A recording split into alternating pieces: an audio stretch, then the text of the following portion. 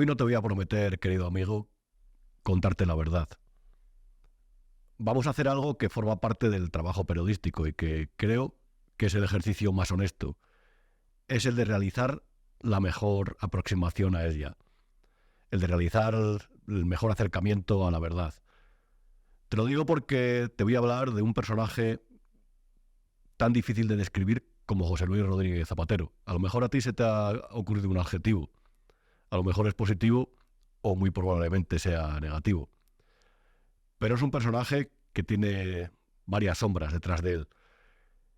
Y es alguien a quien durante los últimos meses nos han pintado como el presidente en la sombra, como una especie de poder detrás del poder del presidente del gobierno. ¿Zapatero fue bueno o fue malo? Eso reitero, lo dejo a tu elección. Tú sabrás realmente cómo fue como presidente y cómo le puedes juzgar. A lo mejor hay un vídeo, es cierto, como el que vas a ver ahora, que te hace sacar alguna conclusión sobre realmente, ya no sé si fue bueno o fue malo, si dijo la verdad o si mintió sobre su presidencia. Échale un vistazo. Haciendo uso de un símil futbolístico, se podría decir que la economía española ha entrado en esta legislatura en la Champions League de la economía mundial. 1 de septiembre de 2007.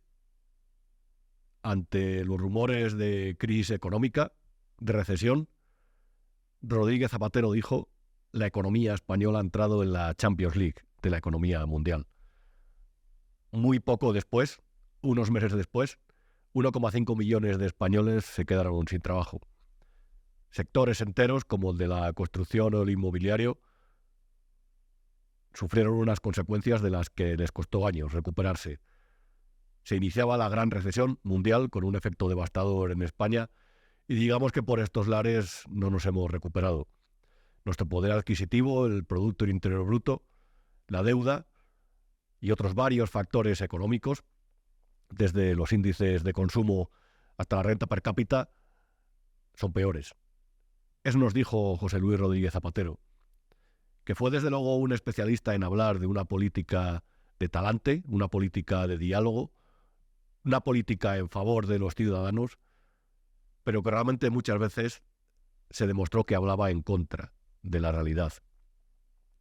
Este personaje tiene luces, como todo el mundo, y tiene sombras. Entre ellas hay varias preguntas que a lo mejor no podemos responder en esta cuarta edición de Lo que no te han contado. Pero desde luego por lo menos nos las vamos a plantear. ¿Qué hace José Luis Rodríguez Zapatero en sus viajes a Venezuela o a Pekín? ¿Cuál es su relación con Mohamed VI, el rey de Marruecos? ¿Y cómo ha contribuido a la fijación de la postura, de la polémica postura española con respecto al Sáhara Occidental y con respecto a Marruecos este personaje? ¿Por qué España tiene ese papel en el Grupo de Puebla? De todo esto te vamos a hablar aquí en Big One Media, en este programa. Te vuelvo a decir, yo soy Rubén Arranz, escribo en El Independiente y aquí en Lo que no te han contado, a lo mejor no te doy todas las respuestas o te digo la verdad absoluta sobre las cosas, pero por lo menos voy a intentar, como en anteriores programas, que tengas toda la información para que tú, como ciudadano, como persona y como espectador, puedas sacar conclusiones un poco más acertadas de antes de que empezara este programa. Comenzamos. Podrás ver ahí al protagonista del programa, Zapatero, y a Julia Otero, la periodista de Onda Cero, que en este caso estaba en Radio Televisión Española. Este programa lo pagas tú, lo pagaste tú. Al otro lado, digamos a la izquierda, en la parte de la imagen que no se ve, a lo mejor es muy curioso que RTV, Radio Televisión Española, la televisión pública, no conservara esa imagen. Al otro lado, te decía, está el productor del programa, que es José Miguel Contreras. La composición del lugar: Julia Otero, Zapatero, José Miguel Contreras, televisión pública, contrato de 4,5 millones de euros, año entre 2022 y 2023, audiencia escasa, audiencia muy baja, programa muy caro. Contrato aprobado justo después de que tuviera que dimitir el presidente de RTV. entre otras cosas por sus reticencias para rubricar este contrato.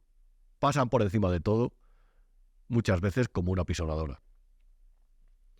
Esta imagen resulta muy ilustrativa, porque a lo mejor lo que no sabes es que Zapatero mantiene una influencia enorme todavía en varios ámbitos. Uno de ellos es el mediático. Julia Otero, casualmente, la última vez que estuvo en Radio Televisión Española antes de hacer este programa fue cuando Zapatero estaba en Moncloa, cuando Fran Llorente dirigía los informativos de la televisión pública. Le dieron un programa de entrevistas. Ahora, en ese momento, cuando Pedro Sánchez es presidente del gobierno y cuando la figura de Zapatero emerge de entre las sombras, desde esas sombras tan alargadas que le persiguen, casualmente Retuvé aparece en la televisión pública. Y lo hace no con cualquiera, sino que también con José Miguel Contreras. Hubo un momento, y esto a lo mejor quizás no lo recuerdes, en el que Zapatero llega al gobierno. Recuerda que ganó las elecciones el 14 de marzo de 2004 y a partir de ahí digamos que se propuso crear un grupo de medios de comunicación que estuviera más allá del grupo Prisa, porque consideraba que Prisa, la editora del País y de la cadena SER, digamos que estaba más relacionada con el viejo PSOE que con lo que él tenía en la cabeza, con lo que él quería hacer. Entonces Cebrián, en una declaración pública que hizo, en uno de estos foros que se organiza por Madrid, cuyo contenido podemos ver en la imagen 2, Iván, se refirió a unos brujos visitadores de Moncloa como los grandes influyentes de la nueva corte. ¿Por qué? Pues porque Rodríguez Zapatero tenía y tuvo diferentes planes, entre otros para influir en operaciones relacionadas con Endesa y con el BBVA, que afectaban a las grandes compañías de este país, a varias de las grandes compañías, y entre otros porque, como te decía, quería crear su grupo de medios de comunicación. Entonces hay una serie de movimientos muy interesantes en este sentido.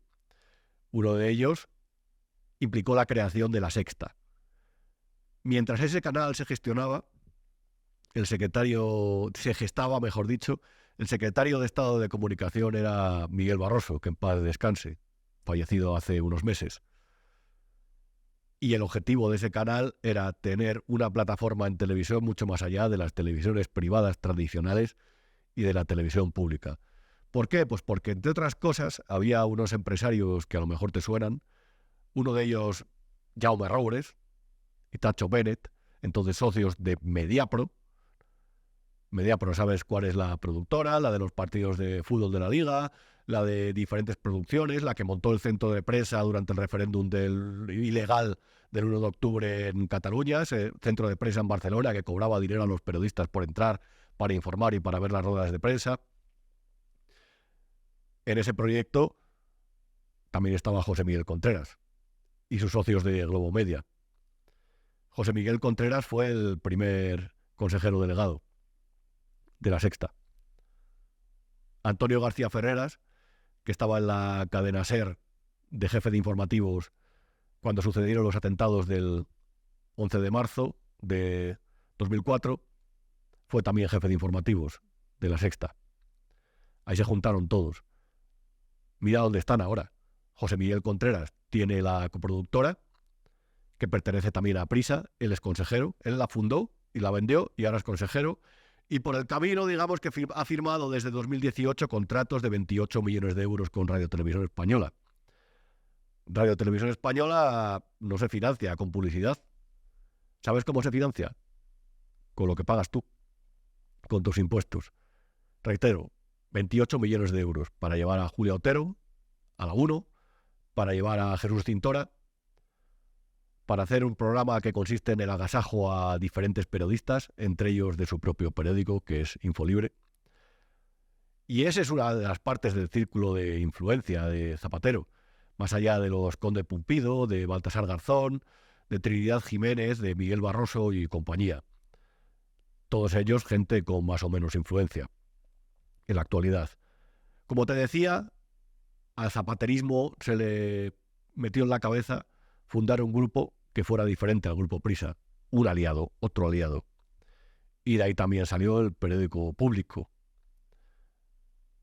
¿Te acuerdas de quién fue el primer dueño de Público? Efectivamente, Jaume Roures. la tele y el periódico, un grupo multimedia. Y es muy curioso, porque en ese tiempo también compensó a Prisa para que no se le pusiera en contra Juan Luis Cebrián, ese poderosísimo empresario mediático que después ha salido tarifando con su grupo, como a lo mejor sabes. En ese tiempo se fundó el Canal 4, y pusieron a Iñaki Gabilondo a dirigir sus informativos. Y yo no sé si recuerdas una entrevista que vamos a ver en un vídeo que es muy significativa de lo que perseguía a Zapatero en esa época. Echa un vistazo. Eso es. Muy bien, ¿qué pintas tenéis? ¿Qué pintas que son de algún día? Yo todo lo que pasa es que yo creo que nos conviene que haya tensión. No, la verdad es que conviene mucho y yo voy a empezar a partir de este fin de semana a dramatizar un poco. No, pero conviene mucho. Entonces, hago gente, bueno. Yo no sé si lo has entendido. Nos conviene que haya tensión. Iñaki Gabilondo ahora va dando clases de periodismo, clases magistrales o declaraciones en las que habla de lo que es el buen periodismo y el malo, de lo que es la profesión, los fundamentos, los rudimentos de la profesión. Yo no digo que los incumpliera en esta entrevista, ni afirmo que los haya incumplido nunca, que cada cual saque sus conclusiones. Reitero, aquí no estamos para editorializar sobre todas las personas. Pero en esta entrevista, en el Canal 4, de que le dio la licencia al propio PSOE, Zapatero dijo, nos conviene que haya tensión. ¿Y por qué les convenía? Pues porque el zapaterismo lo que trajo, y creo que es un hecho objetivo, es un cambio de discurso. Mientras el sistema que se creó a partir de la Constitución de 1978, lo que creaba, digamos, es una moderación en las dos fuerzas, el Partido Popular y el Partido Socialista, con un PSOE socialdemócrata y con un PP de centro-derecha. Digamos que el Zapatero quiso dar un giro de tuerca a todo eso, un discurso que rozó el antiamericanismo muchas veces, después de que el PSOE de Felipe González había optado con inteligencia por meter a España en la OTAN, inteligencia en aquel momento, por un discurso de una izquierda europeísta, moderada, una izquierda liberal. Zapatero dio la vuelta a todo eso. El discurso del PSOE y de la democracia se empezó a escribir con una línea más populista desde entonces. Y solo así realmente se llegaron a imprimir en el subconsciente colectivo verdades como aquella que afirma que en el País Vasco se ha creado una paz en la que todos los ciudadanos son iguales, que todos se pueden expresar de igual forma, que unas personas pueden celebrar mítines de igual forma que los abertzales, por ejemplo, que son los que se lo boicotean, que no hay ningún tipo de calma tensa, que eso de que cuando alguien saca una bandera española, símbolo nacional, símbolo oficial, en alguna calle de algún pueblo de por allí, pueblo más o menos grande o ciudad, se le diga que eso es provocar. Leía un artículo fantástico de Miguel Ángel Idígoras hace un tiempo sobre eso. Esa es la paz que dicen que se construyó en País Vasco. Por no hablar tampoco del Pacto del Tinel. De esa forma en la que ese PSOE, ese aparato de propaganda y de difusión del PSOE, desde ese momento asentado por medios que están en la ultraizquierda como Público, o por la entonces Sexta, que todavía no era Tres Media, por cierto, importante matiz. Eso es lo que contribuyó a cambiar el discurso y hacer, digamos, que a la derecha se le mirara con una lupa especial, con una lupa con una potencia mucho más amplia que a la izquierda. A la derecha siempre estaba el enemigo, ya no era el contrincante político, ya no era la fuerza a la que evidentemente se le concedía determinadas virtudes democráticas para alternarse en el poder cuando los ciudadanos lo decidieran. Digamos que siempre se le atribuían a partir de entonces malas intenciones. Y eso se notó en el discurso del PSOE. Basta con escuchar a Zapatero recientemente para apreciarlo, para poder apreciarlo. Pero es que entonces pasaba. Entonces nos encontramos con un presidente que dijo que el talante era la forma de hacer política, pero que realmente por detrás creó un grupo de medios y de propagandistas que son muy potentes actualmente, que lo fueron entonces, y que lo que hizo fue alternar ese discurso, esa concordia, eso que todavía emanaba del pacto constitucional. Dirás, es cierto que durante los últimos años del felipismo había tomas y dacas muy fuertes entre José María Aznar y Felipe González en el Congreso. Sí, correcto. Pero cuando el PSOE perdió aquellas elecciones, hizo oposición y no le llegó la legitimidad a Aznar ni a la centroderecha, por lo menos de la misma forma como ha ocurrido posteriormente desde que Zapatero instituyó ese discurso en el PSOE. Es muy curioso porque también dentro del país se publicó una información muy curiosa que hablaba de periodistas y altos cargos de medios de comunicación que jugaban al baloncesto en Moncloa con Zapatero y que eran muy influyentes. Los brujos visitadores. Los brujos visitadores.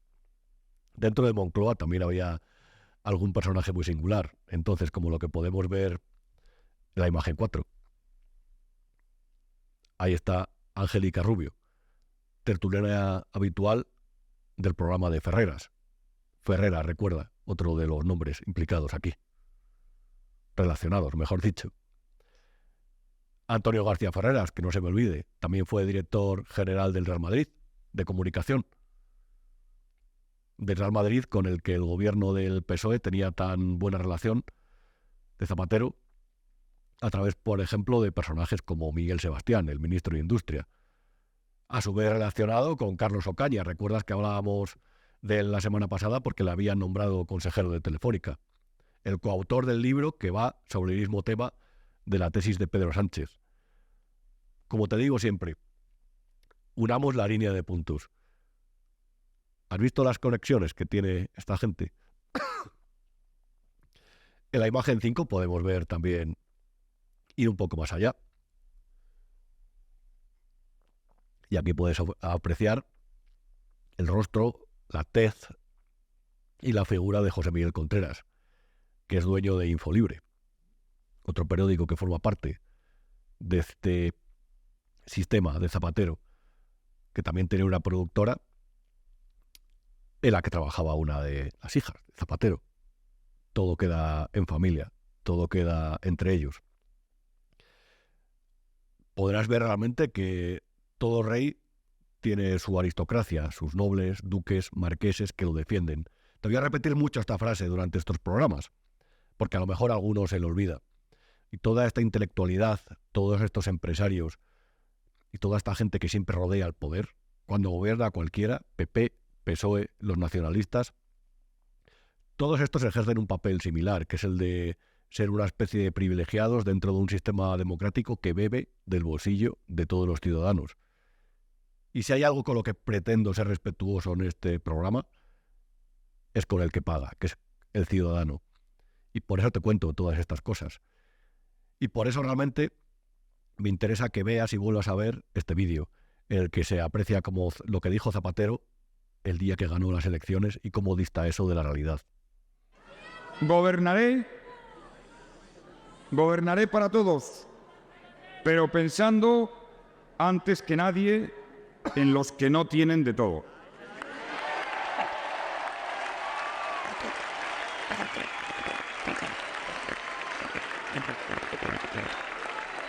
Gobernaré para hacer realidad las aspiraciones de las mujeres.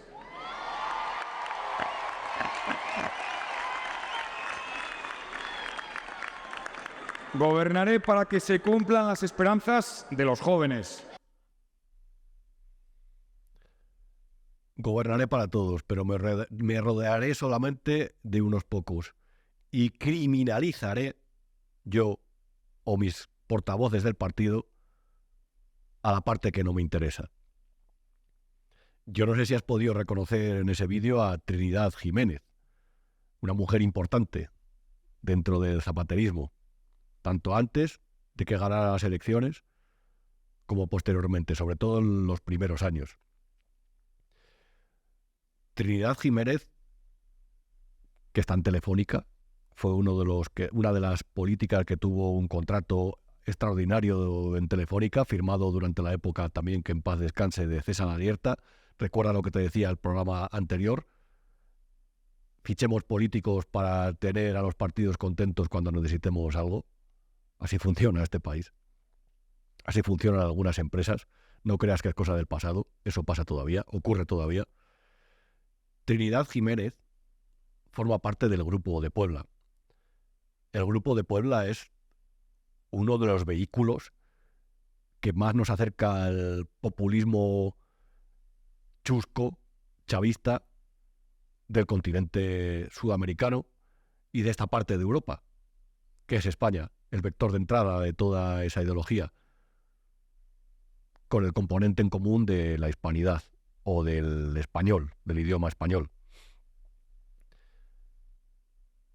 Somos un país de Europa, somos un país de la Unión Europea, somos un miembro de la OTAN.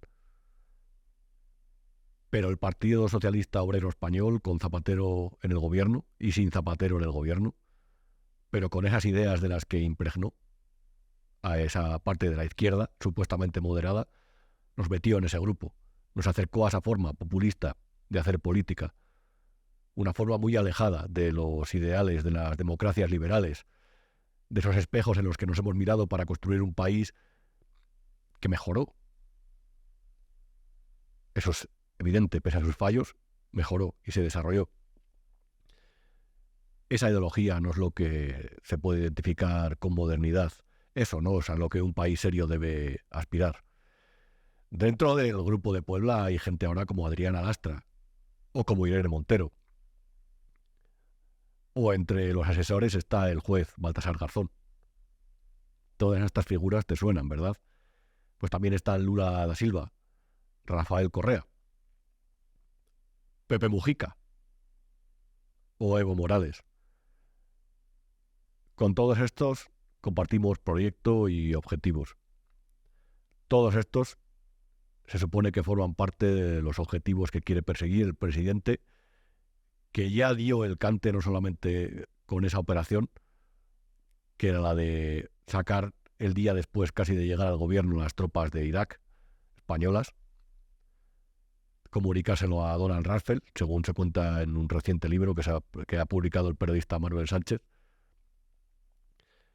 sino que este es el presidente que no rindió el respeto necesario a la bandera de Estados Unidos en el desfile de las Fuerzas Armadas. No estoy defendiendo aquí la política de Estados Unidos, ni la nacional ni la internacional. Estoy simplemente defendiendo el decoro, el protocolo. Y ese fue el mensaje que lanzó Zapatero, mucho más cercano siempre a esos populismos que a la política con la que cualquier país que aspira a ser desarrollado se quiere identificar. Bueno, en esta imagen, que es la 3, podemos apreciar un artículo que publiqué recientemente en El Independiente, en el que se ve otra de las conexiones de Zapatero. No sé si recuerdas aquella foto en la Casa Blanca, aquella visita a los Obama, en la que fue la familia Zapatero Espinosa, es decir, José Luis, Sonsoles y sus 2 hijas. Sus 2 hijas tampoco se lo han montado mal, o su padre tampoco se lo ha montado mal a sus 2 hijas, y esto seguramente sea una cosa que tampoco sepas, pero no está de más contarla. Es cierto que ahora el discurso oficial va por: cuando a mí me interesa no se habla de las familias de los políticos. Es decir, por ejemplo, cuando se trata de criticar al novio de Ayuso, ¿vale? Pero cuando se trata de indagar en las actividades profesionales de la esposa del presidente del gobierno, Begoña Gómez, eso ya no vale. Muy curioso. Pero bueno, aquí tenemos el caso de las 2 hijas de Zapatero, que tienen desde hace unos años una agencia que se llama What the Fuck.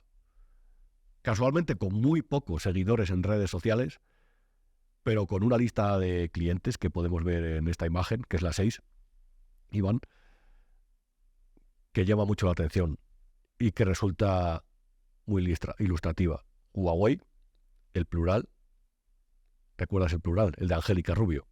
La Razón, ahora te explicaré más cosas de eso. Público, el que es de Roures, El Español de Pedro J, Neox, que es de A3 Media, del Grupo Planeta, como La Razón. Quédate con estos nombres. Tenemos con nosotros a la periodista Marta Pastor. ¿Qué tal, Marta? ¿Cómo estás? Hola, ¿qué tal? ¿Cómo estáis? Muy bien, estupendamente. Hablábamos de What the Fuck, que es la agencia de comunicación o de medios de las hijas de Rodríguez Zapatero, y básicamente recuerdo que comentamos hace un tiempo, por eso precisamente te había llamado. Comentamos hace un tiempo a través de las redes sociales que te habían llamado a algunas cosas la atención cuando te habías topado con esta página, ¿verdad? Pues sí, yo paso muchísimo tiempo en la red, bueno, como tú bien ya sabes, ¿no? O sea, mi territorio fundamentalmente es la red, creo que es un sitio fundamental donde hay mucho que ver, mucho que buscar y mucho que difundir allí, ¿no? Y bueno, pues a mí me llamó mucho la atención porque yo estaba siguiendo, miro muchas cuentas de redes sociales y de Instagram, entonces yo vi la cuenta What the Fab y entonces pues empecé a mirar a ver qué es lo que había en esa cuenta. A través de unos amigos también me dijeron que, bueno, que pertenecía, que son las hijas de Rodríguez Zapatero, que empezaron en el año 2019, creo, si no recuerdo mal. Y bueno, pues yo estuve mirando la cuenta, y estuve mirando la empresa y estuve mirando lo que hacían, ¿no? Y claro, a mí me llamó mucho la atención que una cuenta de una agencia de publicidad, en teoría, dedicada mm, a varias cosas, ¿no? Porque en teoría van a dedicarse a promocionar el deporte, ¿no? Aunque ahora mismo su Instagram pues no va mucho de eso, ¿no? Pues me llamó mucho la atención que una cuenta de publicidad que tenía unos clientes pues importantes, pues tuviera tan pocos seguidores, ¿no? Pues que creo que tiene ahora mismo, a ver, que lo tengo aquí, lo tengo por aquí apuntado, tiene una cuenta con 443 seguidores. Sí, vaya, es Bueno, muy residual en las redes sociales, ese, por lo menos para una empresa, ¿verdad? para una empresa que se dedica para una empresa que se dedica fundamentalmente a la promoción. Entonces, bueno, pues estuve investigando y tal, y bueno, mi capacidad de investigación tiene un límite, y entonces es verdad que se lo pasé a unos compañeros que están trabajando en ese tema, a unos compañeros de otro medio, y bueno, pues es curioso, ¿no? Es curioso. A mí me parece muy lícito que cada uno quiera hacer lo que quiera hacer, ¿no? Y que emplee sus medios en hacer cualquier emprendimiento, más si son mujeres, ¿eh? Pero lo que realmente no cuadra es que una empresa con un volumen de facturación que me parece que es de unos 300.000 euros en 2020, pues apenas tenga seguidores en las redes sociales y apenas... es que no sabemos cuál es el producto. O sea, Bueno, tampoco veo exactamente cuál es el producto. algunos de los clientes, por ejemplo, son El Plural y Sí, Público, que digamos que tenían ciertos nexos con la actividad del padre de las dos responsables de esta empresa. En El Plural trabaja, digamos, es un periódico ligado al PSOE. La asistente personal de Zapatero, Angélica Rubio, está allí y Público realmente comenzó a editarse mientras Rodríguez Zapatero era presidente. También, bueno, a lo mejor es una casualidad, pero bueno, que forman parte de los clientes. sí. Bueno, hay más clientes. Quizá los más importantes no son El Plural y el otro que no me acuerdo que has dicho era... ¿Cuál era? Que no me Público. acuerdo. Es que no me acuerdo ahora de los público. Porque es verdad que hay más clientes. Creo que hay clientes además más importantes incluso. Huawei. No sé si eran... ¿Eh? Huawei. Huawei, exactamente, y tal. Entonces, es una empresa que si haces una búsqueda en Google, pues no figuran los 50 primeros resultados. O sea, yo pues ya te digo, yo que manejo esto yo soy una early adopter, yo empecé a manejar Internet cuando no había Internet prácticamente. Hice una radio, hice tal, con un servidor en Londres. O sea, yo en esto me muevo bien, ¿no? Entonces yo sé que cualquier persona que se precie o cualquier empresa que se precie, si no te aparecen los 50 primeros resultados de búsqueda de Google, pues realmente no tiene una relevancia. Tampoco sé cómo se facturan 300.000 euros cuando tú no sabes bien exactamente qué es lo que está... exactamente, por ejemplo, yo no lo sé, porque ya te digo, yo no he seguido la investigación porque no tengo tiempo y yo, ya sabes que mi nicho fundamentalmente es el feminismo y estoy dedicada a eso, ¿no? Pero también me gusta mucho la investigación y entonces, claro, eh, eh, cómo tienen esos clientes y cómo facturan 300.000 euros, que fue lo que facturaron en 2020, si realmente la empresa es una gran desconocida, ¿no? Bueno, en cualquier caso, Marta, simplemente por aclarar, aquí no estamos vertiendo sospechas de ningún tipo, simplemente señalando los No, no, clientes y la actividad. No, a mí me habéis llamado y yo os cuento lo que sé, ¿no? Y a mí me parece muy bien que todos se miren, somos periodistas, ¿no? Nuestro trabajo es mirar más allá de lo que se ve, ¿no? Hay que ver de dónde viene cada cosa, ¿no?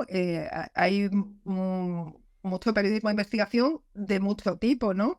Eh, eh, bueno, probablemente hayan utilizado la ayuda de su padre. Bueno, yo eso no lo veo mal, ¿no? Todos hemos pedido ayuda, siempre que sea una ayuda lícita y una ayuda clara y una ayuda, hemos pedido muchas veces, supongo tú has pedido ayuda a tu padre, ¿no? Que te asesore, y yo pedí ayuda al mío en su momento, oye, ayúdame con esto, tal, o preséntame a alguien, o a mí esas cosas no me parecen mal, ¿no? Más teniendo en cuenta que, en teoría, José Luis Rodríguez Zapatero es un expresidente de gobierno, pero es un ciudadano y sus hijas, bueno, pues son ciudadanas también que están en su derecho de hacer un emprendimiento. Ahora, lo que sí no cuadra es que la empresa en el año 2022 incrementó su volumen de facturación en un 24,5%, ¿no? Eh, y sobre todo porque no veo claro qué es lo que me están vendiendo. Yo si entro ahora en su Instagram, me encuentro el primer cromo que tienen en el Instagram, tienen un cromo sobre San Isidro, con nueve me gustas y 0 comentarios. El siguiente cromo que tienen es uno sobre el Eurovisión, con 12 me gustas y 0 comentarios.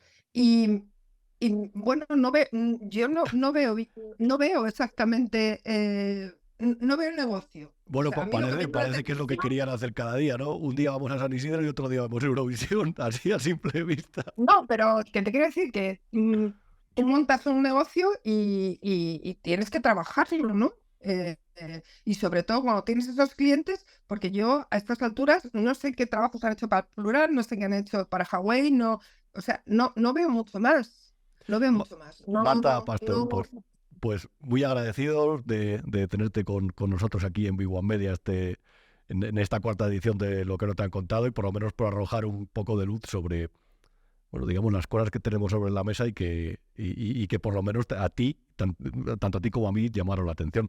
Así que, Sí, como te Marta, decía antes fuera de mi micrófono, me veo con la actualidad donde llaman muchísimas cosas la atención últimamente. No solamente gente, no porque sean las hijas de Zapatero, pero están pasando cosas realmente extrañas donde hay una gente emergente que no se sabe bien lo que hace ni qué es lo que está pasando. Y yo creo que es una labor interesantísima dentro del periodismo.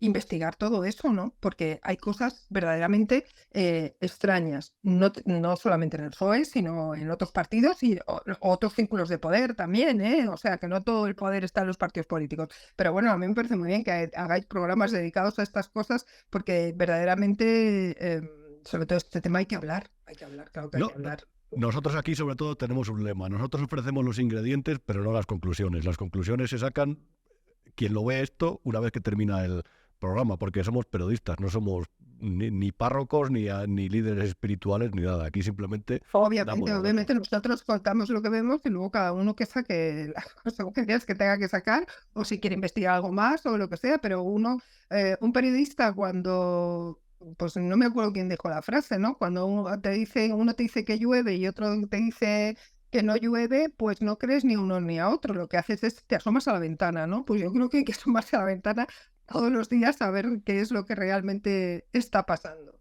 Marta Pastor, muchas gracias por estar con nosotros por aquí. Un abrazo. Un abrazo, gracias. Una de las cosas que más llama la atención de la lista de empresas que está relacionada con la agencia de las hijas de Zapatero es que esté ahí Huawei, la compañía china tecnológica. Huawei, la compañía a la que Estados Unidos quiso vetar y vetó, de hecho. Llama la atención porque la empresa, como podemos ver en esta imagen, que desde una publicación de El Independiente, que la representó en Europa, que hizo lobby por ella, según el propio registro de transparencia, fue Acento. Acento es una consultora cada vez más grande, cada vez más potente, cada vez con más influencia y cada vez con más clientes, Por cierto, según reconocieron a Independiente desde la firma con un asesoramiento técnico a Marruecos también en determinados puntos, Acento es la empresa que está representada, entre otros, por Pepe Blanco, que fue ministro de Zapatero, que es una persona poderosa actualmente. Recuerdo que estuve investigando hace un tiempo el porqué de la resurrección. Yo creo que fue hace más de un año, por primavera, acerca de la resurrección de Pepe Blanco, de Zapatero, mejor dicho. Y una persona, un importante empresario, me comentó que detrás de esta campaña estaba Acento, esta empresa, que era la que había preparado esa estrategia de comunicación, que estaba ayudando también a Ferraz en ese sentido, que fue muy útil para el Partido Socialista de cara a las elecciones generales, porque básicamente lo que consistió fue en revivir esa figura del expresidente del gobierno y en hacer una especie de papel de poli bueno, poli malo con Pedro Sánchez. Mientras uno, como era Zapatero, contaba las historietas o recitaban los lemas más propios de Ferraz, más partidistas, Pedro Sánchez ofrecía ese punto más institucional, más ligado a la comunicación del gobierno. Esa campaña en la que él intentaba vender el sanchismo como algo positivo, en la que ya empezó a hablar de los bulos que le afectaban, del miedo a la regresión de derechos que tendría lugar en España si ganaba la derecha y gobernaba con la ultraderecha. Ese discurso fue por otro lado, pero el discurso más ligado al zapaterismo, a ese que hablaba de los derechos que se ganaron durante su gobierno, a la memoria histórica, hoy llamada memoria democrática, ese discurso que sirve más para movilizar a la izquierda, lo realizó sobre todo Zapatero en la campaña. Es como que hubiera un presidente y medio, o 2 y 1, como lo quieras ver.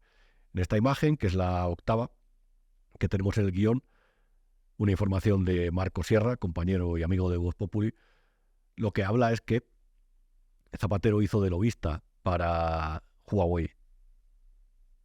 Es decir, estamos hablando de informaciones que lo hablan. Y Huawei es forma parte de la lista de clientes que revelaron las propias hijas de Zapatero en su página web. Podrás preguntar qué tiene Zapatero que siempre trabaja para los malos. Había una información del Confidencial que leía hace un tiempo que decía que dentro del grupo de Puebla, del que te hablaba de esa especie de lobby de organización de partidos de izquierda, representantes de la izquierda española y latinoamericana, Zapatero se había convertido en una especie de embajador para con Pekín, que había hecho incluso 2 viajes, decía esa noticia, que si no recuerdo mal estaba firmada por Ignacio Zembrero, que es uno de los grandes periodistas de este país. ¿Qué tiene Zapatero con China? Pues por lo menos esa conexión que se atribuye, que esa información atribuía entre el Partido Comunista de China, el poderosísimo Partido Comunista de China, y el Grupo de Puebla, y entre medias, Huawei, la empresa china. ¿Y qué tiene Zapatero con Marruecos? En esta imagen, sacada de una información de otro gran periodista, experto en asuntos del Magreb, yo creo que como ninguno en España, que es Fran Carrión, que trabaja en Independiente. Es muy curiosa esta información porque habla solamente de una parte de la relación de Zapatero con Marruecos, con la monarquía de Mohamed VI, pero llama mucho la atención. Zapatero, invitado de nuevo por Marruecos para tratar las relaciones con España. En esta segunda imagen se abunda en lo que ocurrió en los personajes que han estado siempre, digamos, ligados a ese tipo de política internacional, de zapaterismo, de Miguel Ángel Moratinos, que se montó un lobby posteriormente, hasta la propia Trinidad Jiménez, a través del Grupo de Puebla.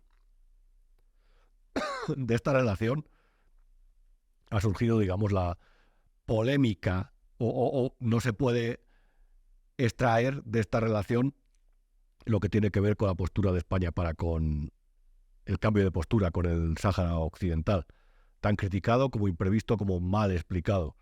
El presidente siempre dice, perdón, que compareció en el Congreso de los Diputados para explicarlo.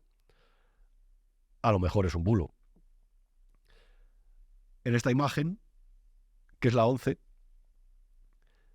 podemos apreciar cómo Zapatero pedía hace unos años que primara una especie de entendimiento y lógica para resolver esta postura, esta crisis entre los países, este eterno conflicto que tiene casi medio siglo, más de medio siglo. Pero casualmente al final la pelota ha caído del lado de Marruecos, con quien Zapatero, como veíamos en las anteriores imágenes, tiene una contrastada relación. Yo aquí, como sabréis, os traigo gente que sabe de lo que habla. Y esta noche he pensado en una abogada que se llama Fátima Mohamed Fadel, que es la secretaria de una organización de abogados saharauis en España, que conoce casi como nadie esta problemática, que en otros casos se ha enfrentado, digamos, a determinada reacción de la monarquía absoluta marroquí, que creo que es valiente y que creo que sabe de lo que habla, y que en la siguiente entrevista vais a ver cómo realmente nos ofrece algunas claves con respecto a este cambio de relación y sobre cómo ha afectado a los saharauis. ¿Qué tal, Fátima? ¿Cómo estás? Muy bien, gracias por invitarme. De verdad, un placer tenerte por aquí porque creo que eres una de las voces más autorizadas para hablar de este asunto. Y lo primero que quería preguntarte es cómo ha afectado al pueblo saharaui este cambio de postura con respecto al Sáhara Occidental del gobierno de España, del gobierno de Pedro Sánchez, al que se atribuye tanta importancia o tanto peso Rodríguez Zapatero. Bueno, en cuanto el cambio de postura de Sánchez, lo entendemos como sencillamente un atropello al derecho internacional, a la legalidad internacional, y el hecho de señalar que la autonomía es la mejor opción dentro de Marruecos para el pueblo saharaui supone un abandono más del abandono que viene sufriendo el pueblo saharaui desde el año 1975, pero es una cuestión que digo que no supone realmente un cambio en cuanto a la legalidad internacional, que lo que viene a defender es un derecho a la autodeterminación. El hecho de defender las tesis marroquíes y defender concretamente el plan de autonomía que ofrece Marruecos es mirar hacia otro lado, dejando de lado el respeto a la legalidad internacional y a los derechos humanos, y especialmente al derecho de un pueblo a decidir sobre su futuro y sobre todo la responsabilidad que tiene España para cumplir con la legalidad internacional, que es la primera responsable de la cuestión del pueblo saharaui. Llama mucho la atención porque fue un cambio de postura sorpresivo. Es verdad que Zapatero desde hace años, incluso desde antes de ser presidente, había tenido unos nexos con Marruecos, una relación de amistad con Marruecos que desde luego podía llamar mucho la atención, porque incluso era el jefe de la oposición entonces. Pero claro, a mí se me ocurre una pregunta que creo que tiene todo el sentido. Desde ese cambio de postura, ¿cómo ha cambiado la realidad del ciudadano saharaui a la hora de relacionarse con la administración española? Te lo pregunto porque tú eres abogada y tú eres especialista en este tema y estoy seguro que has visto decenas de casos. ¿Se ha notado un empeoramiento de su situación? Bueno, como bien sabes, el pueblo saharaui viene sufriendo una situación bastante compleja a nivel administrativo y a nivel jurídico, no solamente aquí en España, sino a nivel internacional, porque como bien sabes, el pueblo saharaui está dividido, nos encontramos una parte refugiada en unos campamentos de refugiados desde hace más de 47 años y el resto del pueblo bajo ocupación marroquí. Esto es una cuestión que complica su situación, que la hemos tratado contigo en otras ocasiones, pero especialmente en España y con la administración española, porque los saharauis han sido españoles y lo siguen siendo mientras no haya un derecho de autodeterminación y tengan una nacionalidad reconocida, que es la nacionalidad del Estado saharaui, o la que los saharauis decidamos de forma libre. Las dificultades con el Estado español, lo cierto es que las ha habido siempre. Todos los gobiernos, desde prácticamente el año 75, han mirado para otro lado cuando se trata de la cuestión de la población saharaui y el pueblo saharaui en general. No es menos cuando la población saharaui empieza a sentarse en el territorio español y tiene unas relaciones con la administración española mucho más estrechas. Las dificultades siempre han existido, pero lo cierto es que desde el cambio de gobierno estamos viendo situaciones muchísimo más complejas.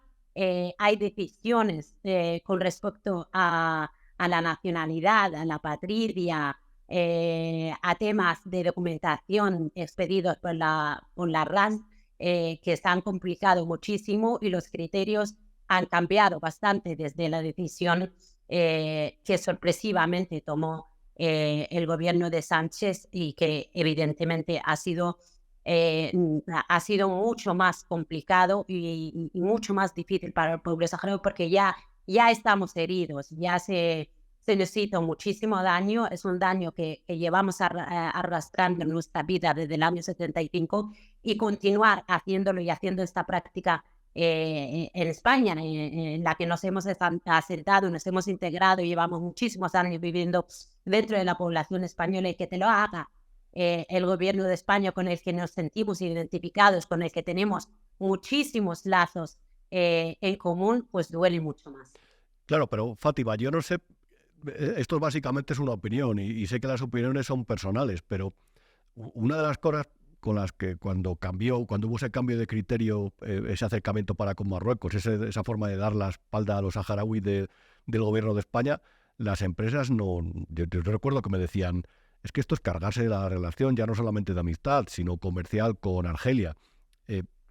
Entonces, claro, esa cercanía con Marruecos ha provocado eso realmente.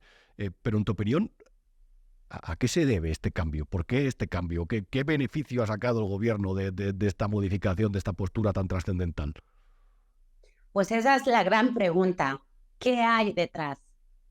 Probablemente haya muchísimas cosas que no sepamos, pero hay muchísimas teorías, escuchamos mucho, tenemos muy presente que el pueblo saharaui siempre se ha utilizado como moneda de cambio con Marruecos. En las relaciones entre España y Marruecos siempre se ha tenido en cuenta el pueblo saharaui utilizándolo como moneda de cambio. Algunas veces en la cuestión de Ceuta y Melilla, otras veces en el tema del terrorismo internacional, otras en Canarias, otras no hace mucho el tema de Pegasus, el tema de Marruecos Gate, son cuestiones en las que evidentemente España tiene sus intereses, pero no se puede utilizar de esta manera al pueblo saharaui.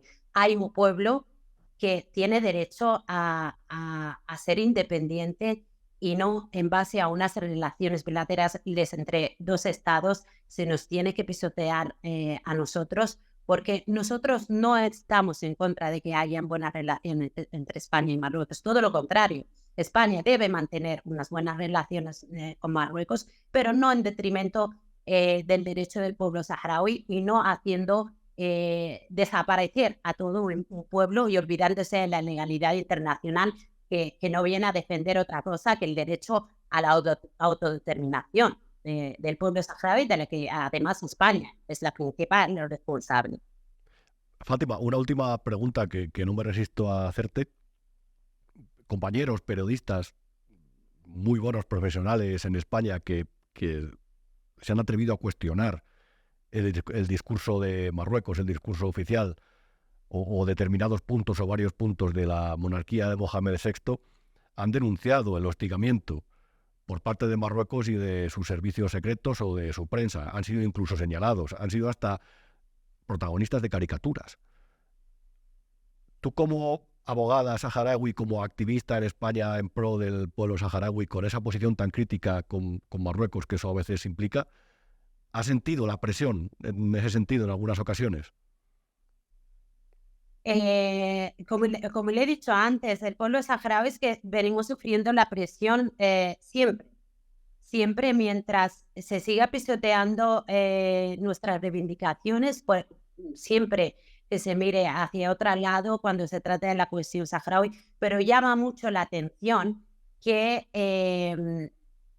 se defienda la postura de Marruecos de una autonomía para el pueblo saharaui cuando se trata de una monarquía absoluta donde no se respetan los derechos básicos de los ciudadanos, de los propios marroquíes. ¿Cómo es posible que se le pueda ofrecer una autonomía dentro de una monarquía absoluta al pueblo saharaui cuando se sabe que es una ocupación ilegal, es una invasión, es una ilegalidad en toda regla? Por lo tanto, defender una autonomía como la mejor opción para un pueblo que lo único que reivindica es su derecho a la autodeterminación es cuanto menos irrisorio, no es entendible. Pues Fátima, yo recuerdo que una de las primeras veces que hablamos fue por un reportaje sobre las viudas saharaui que estaban luchando por su pensión en España, y desde entonces hemos ido abordando, yo creo que hace varios años, porque lo publiqué en Independiente en su día, creo que fue en 2019, y hemos ido hablando de varios temas y además siempre en conversaciones que han sido muy interesantes. Por eso ha sido un placer tenerte por aquí esta noche y espero que en lo sucesivo, en temas así, también podamos contar contigo aquí en este programa que se llama Lo que no te han contado, en Big One Media, y el que, pues un placer tenerte por aquí, Fátima. Muchas gracias. Muchísimas gracias a vosotros, gracias por abarcar estas cosas que muchas veces no se habla de ellas por ese silencio hacia el conflicto, que además es una cuestión que trabaja muchísimo el gobierno de Marruecos, pero como bien sabes, gracias a estas entrevistas, gracias a vuestro espacio y a vuestro tiempo y al que dedicáis a esta cuestión, se han ido resolviendo algunas cuestiones como el tema de las viudas de militares españoles que tuvimos la suerte de abordar contigo hace años y al final se resolvió satisfactoriamente. Es un placer siempre. Gracias, Fátima. Un abrazo. Gracias a vosotros. Ahí teníamos el testimonio de Fátima.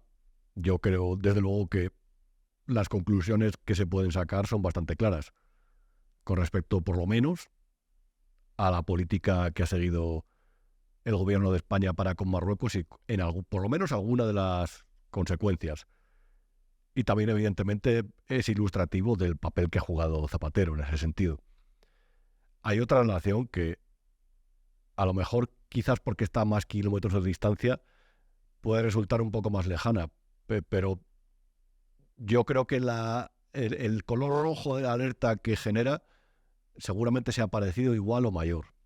En esta imagen se puede ver un titular que a lo mejor genera cierta vergüenza o cierta sensación de a qué se dedican los expresidentes de este país, o este en concreto. Zapatero defiende a Maduro, a Nicolás Maduro. La comunidad internacional está mal informada. Puedes leer el subtítulo en pantalla, te lo digo yo. El expresidente mediador del régimen bolivariano carga contra el PP por criticar el encuentro entre Ábalos y Delcy Rodríguez. Yo no sé si recuerdas que ese encuentro lo dijo el otro día Ábalos en su comparecencia en el Senado. Ese encuentro se produjo porque el gobierno se enteró, aparentemente, a través del Ministerio de Interior. Ahora Ábalos dice que fue porque se lo dijo la ministra de Defensa, que Delcy Rodríguez, la número 2 de Maduro, que tiene prohibida la entrada en el espacio europeo, iba a llegar al aeropuerto de Barajas, una avioneta, y que entonces tuvo que ir Ábalos hasta allí para decir: hola, señora, buenas noches, mire, tenemos una relación de amistad con ustedes, pero que no puede entrar usted aquí. Esa historia es la del propio Ábalos. Uno, por cierto, de los presuntos implicados en la trama de las mascarillas, dice Ábalos que estaba en el parking del aeropuerto. Qué casualidad, ¿qué haría por ahí? A lo mejor estaba intentando recoger a algún familiar, a lo mejor no lo sé. Es como dicen que hace Miguel Ángel Gil cuando juega al Atlético de Madrid partidos importantes, que se pone a dar vueltas por la M30. A lo mejor esta persona se dedicaba a ir al parking del aeropuerto, yo qué sé, en circunstancias no explicadas. Pero estaba por ahí el día que Delcy y Ábalos se reunió, que Ábalos se subió al avión de Delcy Rodríguez. Y dice Zapatero que el PP hizo mal en criticar eso. Y seguramente si se entera que tú también a lo mejor te llevaste las manos a la cabeza o dijiste ¿qué hace esta señora por aquí?, pues diría que también has hecho mal. Sea como sea, hay una realidad. Y es que por la razón que sea, nunca bien explicada, Zapatero ha jugado un papel muy importante de negociación y mediación entre el régimen de Maduro, de Nicolás Maduro, el régimen populista de Venezuela, y algunos agentes interiores y exteriores. Allí estaba él, se le atribuye esa información que ponía antes. Dentro de las revueltas estudiantiles de 2014, con la famosa crisis en 2016 del referéndum revocatorio, o con la presidencial de 2019, que derivó en el choque de legitimidades entre Maduro y Guaidó. Yo a Juan Guaidó le vi en el balcón de Sol, entre Ayuso y Almeida, si no recuerdo mal. En todas esas ocasiones se otorga a Zapatero por lo menos un papel. Esa información que ponía anteriormente tenía una cita textual que dice: esto es muy simple de explicar. Zapatero está vinculado a cualquier comisión o mesa de diálogo que haya en Venezuela.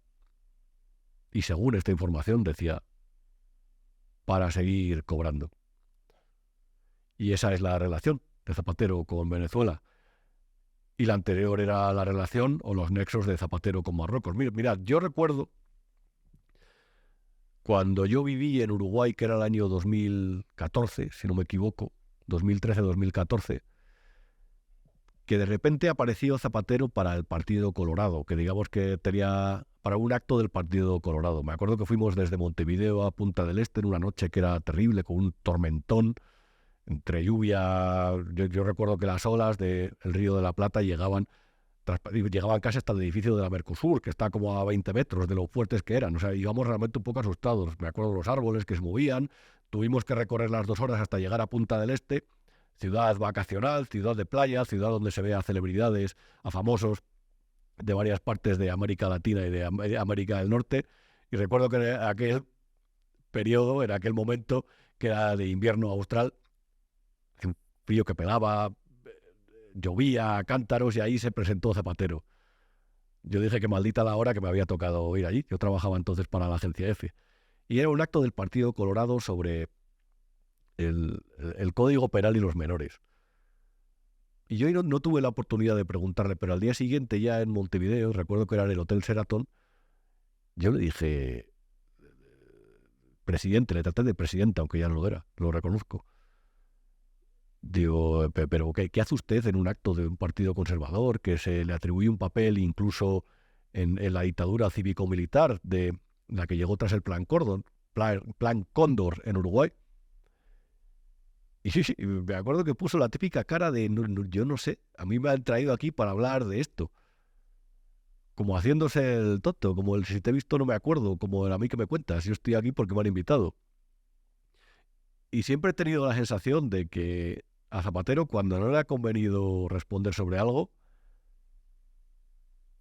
se ha hecho el sueco con una facilidad sorprendente, y yo creo que en algunas ocasiones ha resultado hasta creíble. Vuelvo otra vez al vídeo del principio del programa, aquel en el que en septiembre de 2007, cuando se estaba empezando a derrumbar el sistema financiero mundial, dijo que España había entrado en la Champions League de la economía. A lo mejor no nos ha dicho siempre toda la verdad Zapatero.